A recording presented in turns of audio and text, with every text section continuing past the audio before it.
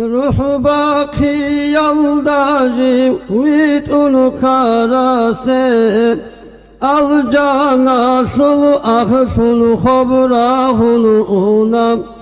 heli megsa kole lagzi vatani juja hasul dokusul ebgi bukuna Allah hasta sere çarab koyatsa Kokabi suhuna hab alamasul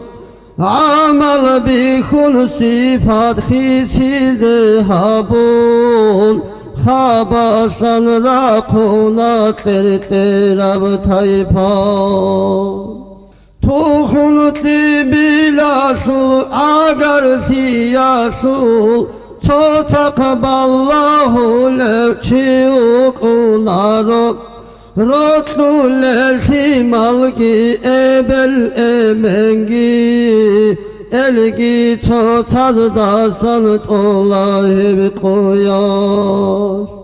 Hamdi qari una şivav çiyasem Şafaat habeyan Harun ine bak Adam Nuh İbrahim Musa gini İsa Ezde ahibala cevap şulları Cennet al-urqarav burak rek arav Cibril sulhudul mi'raca sulhan Halka sul khiri yav Ahmadu kesul Esuke aylan masul ritullah Munakhat abazul hiral gibaksul Hal dole bakasul buhi gira'un Rakigin keçasul halgi takbirhun Hayatun ansulat ahaya suki Olgu allama sul zigara bikun Zayıf hab ummet girak alde bachun Rahmet ok av habib halim av rasul Hayran fizavullahi zul urgilas Hamdi vartun unla arşalda gorte Ma'u çakula gorak odilago Rahman astat seve sucda yalda çun Vala savfa ilan ayat salullah Yuhliful mi'ad cevab gihabun Jaqadur qabugin vakat adiyan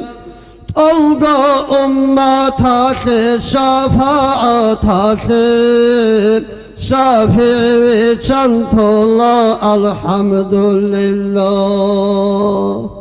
Avliya algimu arifuna sa Ulama algimu sulaha atsab Habibas iznutlu şafaat habun Ummata şek udab biha şekullah Hezul şafaat al şeze botlani Şullago kvevatsal ezul tabiat Ahal maşrabal dekulhul batani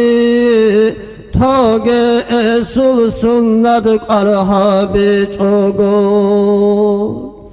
Hidayat hasul fi murad batani Maşaikh zabazul silsilat tsekhe Sayru sulu kaşul natijad tayze Sedurgo muğalda halka ravraçı Mevlaya salli ve sallim daimen abada على حبيبك خير الخلق كلهم مولاي صل وسلم دائما أبدا على حبيبك خير للخلق كلهم مولاي صل وسلم دائما أبدا على حبيبك خير للخلق كلهم.